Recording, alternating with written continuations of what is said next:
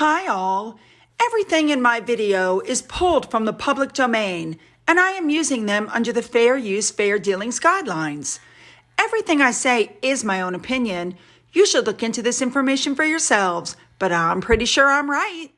Good morning, everybody. All right, I want to start off with a big thank you to my subscriber, Sue, who sent me these two beautiful towels, kitchen towels, and also a lot of stamps. Now, for those of you who don't know, my mother had a coin and stamp collection she'd been collecting her whole life. It was stolen after her death. One book of stamps was left behind, and I've been recreating some more stamps to put in the book to leave to my children now. So she also sent this unbelievable collection of stamps, and they're going right into the stamp collection book. So thank you for sending those. All right, you guys, once again, we have so much to cover. Let's just jump in and get there, shall we? Let's go. We're going to start off this morning with King Charles, who welcomed the High Commissioner of Canada named Ralph Goodale at Buckingham Palace this morning. Sticking with King Charles, Hatton's just posted that for the first time ever in history, a 1/8 sovereign coin was minted with the King and Queen both on them. The portraits were done by Jody Clark. There is only 9,999 of these available. Next, we're going to move on to Prince William. He went to visit the 2022 Earthshot Prize winner. Now, he makes eco-packaging from seaweeds and plants, and the Earthshot Prize has allowed this company to hire 10 more people. He's invested in new machinery, and he has unlocked new commercial partnerships. The co-founders of this group are Rodrigo Garcia Gonzalez and Pierre Paislier. And Prince William was wanting to see how the business had scaled up its production. The company is located in Hackney Wick, and while William was there, he tried to create some of the eco-friendly products. Now, for me, the Earthshot Prize, which was William's idea, is just a perfect example about how you can help the environment by putting your heads together and coming up with some really good ideas. You're helping the air, you're helping the earth, you're helping the ocean, you're saving the planet for future generations. I mean, I think it's a wonderful thing to think that in the future, everything will be done like this company. All right, moving on. Next up, I've already shown you some pictures of Prince Edward in Berlin, but some more came out showing him handing out the award to the young people who previously took part in the youth program. Love it. Now, while Edward is in Germany, he went to the Alexander House to learn about the community work there with students, and they focus on reconciliation and education. Very nice.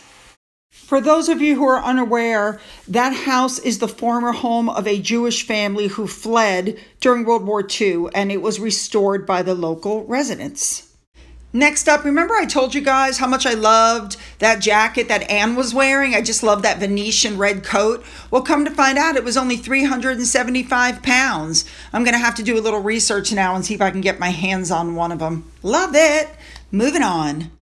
Now, sticking with Anne, she is back from Canada, and she did investitures today, and she gave Neil and Andrew Simpson, MBEs, their brothers. Neil is a para-alpine skier, and Andrew was his guide, and they're the first Great Britain team to ever make gold at Beijing. Next up, we've already covered the Chelsea Flower Show, but Lady Amelia and Eliza Spencer, the nieces of Princess Diana, also attended. Gorgeous, gorgeous girls. They look a lot like Diana, in my opinion. All right, moving on. Also at the flower show was Beatrice, who visited Horatio's Garden Charity at the flower show. Eugenie is the patron, but I guess she went in her stead. All right, moving on. I wondered what happened to Sophie. She fell off the face of the earth, and I thought, I wonder where she went. Well, now we know. She went to Iraq. She was invited to go to Iraq, and so she went. as the ambassador. I love that. Okay, so she was only there for 2 days, but she was very busy. So on day 1, she went to a session of the annual Women's Voices. It's the first conference where she delivered an address on women, peace, and security agenda. And she also met with local women's rights organizations and people that are supported by those organizations. Now, when that was over, she went to an all-girls high school where she met with teachers and students. Each talked about how important education was for young women in that country and their hopes for the future. She also had a meeting with the school's brand new student parliament, and innovating leadership team. Now, of course, while she was there, she met the president of Iraq, Abdul Rashid, and his wife, and Sophie passed on messages of greetings from King Charles. Sophie also met the Prime Minister Mohammed Soudani. Now, later on that night, she went to a reception and she connected with Iraqi leaders that further women and peace and security. All in all, I would have to say a very successful trip. Moving on. Here we go, Harry and Meghan. This really caught my attention. They say they snatched defeat from the jaws of victory. And the idea behind that is her showing up to those awards, her wearing that dress, she looked so good, and then they had to go and ruin it. We all know by now the allegations. We know that people are just like, what? And now we also know that the NYPD said that the car chase claims don't even warrant further investigation. Now, we all know what that means. They're liars. They're not going to waste their time and resources looking at this pursuit. If Harry's claimed it for 2 hours, then why doesn't he release his footage to show what he said happened? But he's not releasing the footage because it didn't happen, and we know that it was his team that was driving erratically. Now, we also know this whole thing is he's trying to make Meghan Markle Diana 2.0. She's not Diana 2.0. She never was. But for some reason, he wants people to seriously think that she is. It's so odd.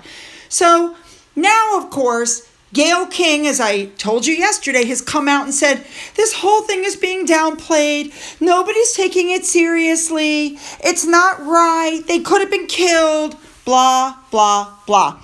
Again, as I told you yesterday, the only people that are backing them up are Oprah, Gayle King, Tyler Perry. Oprah, Gayle King, Tyler Perry. And even Tyler Perry, in this instance, has kept his mouth shut.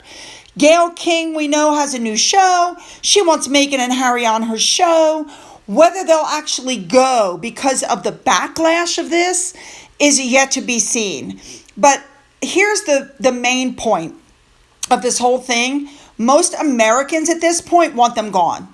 They don't want them here. They don't want Harry here. She can't be forced out, but Harry should go. Nobody here wants him. Now, the question now is she or is she not going to show up for the Gracie Awards, where she's going to have to sit in the audience while how many other people, 40-something other people, go up and get their awards? And I completely agree with this Twitter person. They didn't release pictures. There was nothing about their 5th wedding anniversary. And I'm pretty sure they are in crisis talks with their new agency. Now, Neil Sean came out and said, a good source told him that what they're planning on doing is releasing some information about the kids to show them as this middle-aged, harried, couple who's working so hard and they're so busy with the children, and it's crap. We all know it's crap. I'm sure when they do the filming, though, they won't show the nanny, the cook, the gardener, the driver. It's supposed to make you sympathize with them, but I think we've gone way past that myself.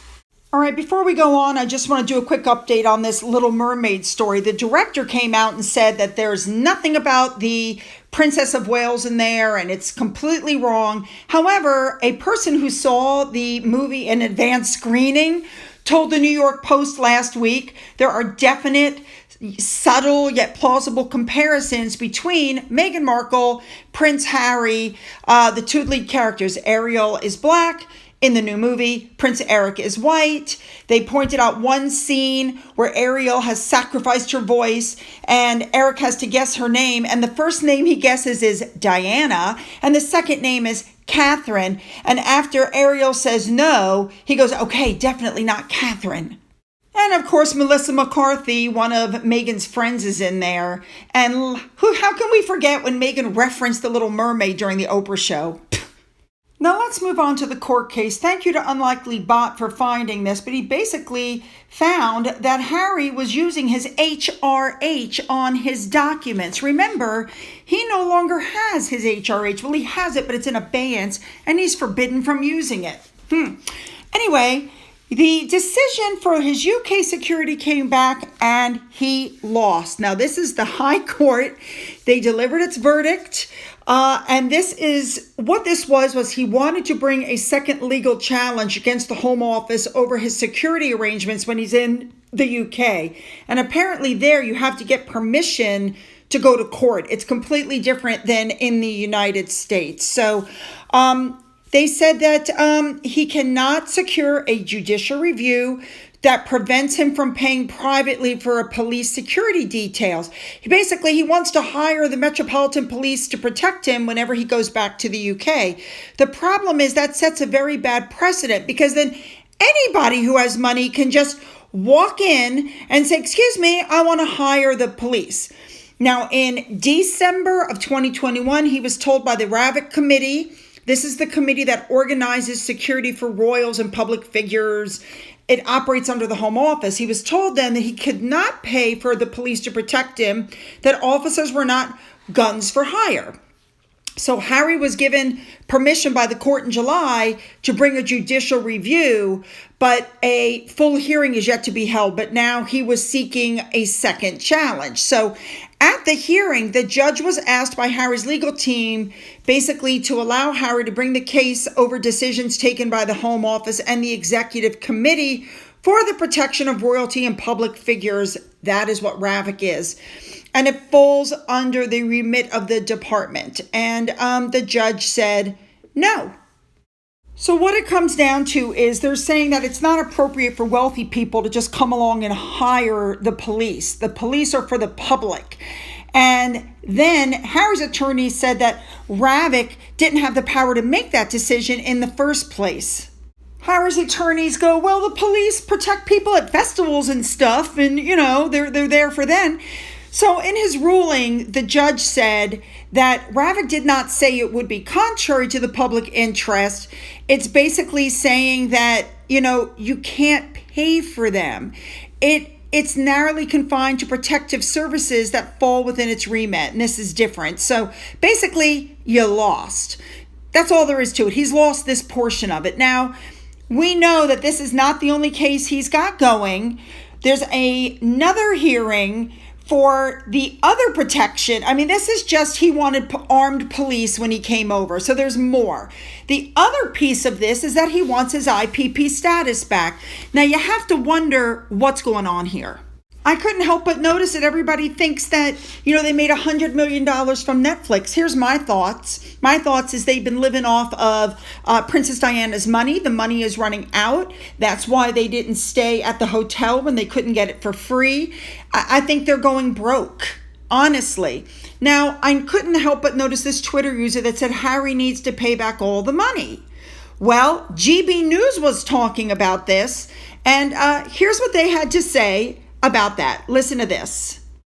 In New York. But the other question, how much will this have cost him so far? Because he's lost this, in principle, he'll have to pay the costs incurred by the Home Secretary and the Metropolitan Police. So, it's a substantial sum of money. Now, with this, Omid Scobie, Harry and Meghan's personal cheerleader, put up a tweet which I think is meant to placate everybody, and it says, Prince Harry has lost his bid to bring a second legal challenge against the British Home Office over his security arrangements in the UK. This morning at the High Court, Mr. Justice Chamberlain refused permission for the Duke of Sussex to apply for a judicial review to challenge the decision that he should not be allowed to pay privately for his own police security when in the country.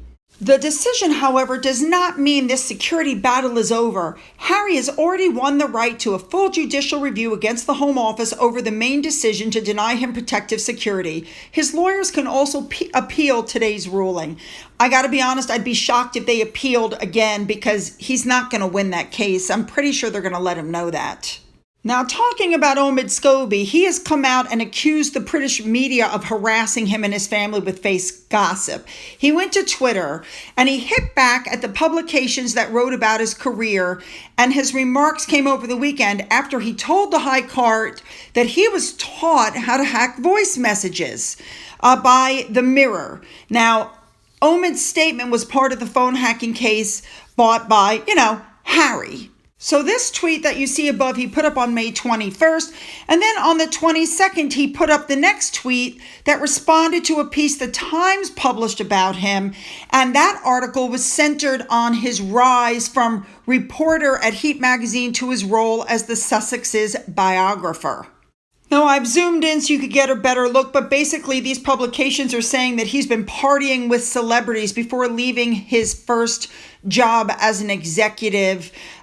They called him a bunch of names in his emails. Looks like Omid's in the middle of the storm. Well, he put himself there.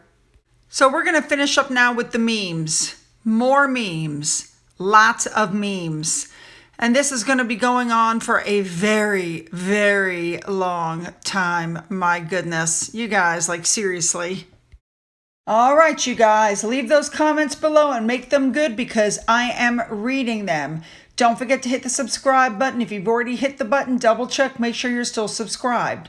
Don't forget to go into the description box. You'll find the links to my Twitter, my Getter, my Rumble, my email, and a physical address. For those who've donated money through the coffee fund and through the thanks button, thank you so much. And as always, you guys, have a great day.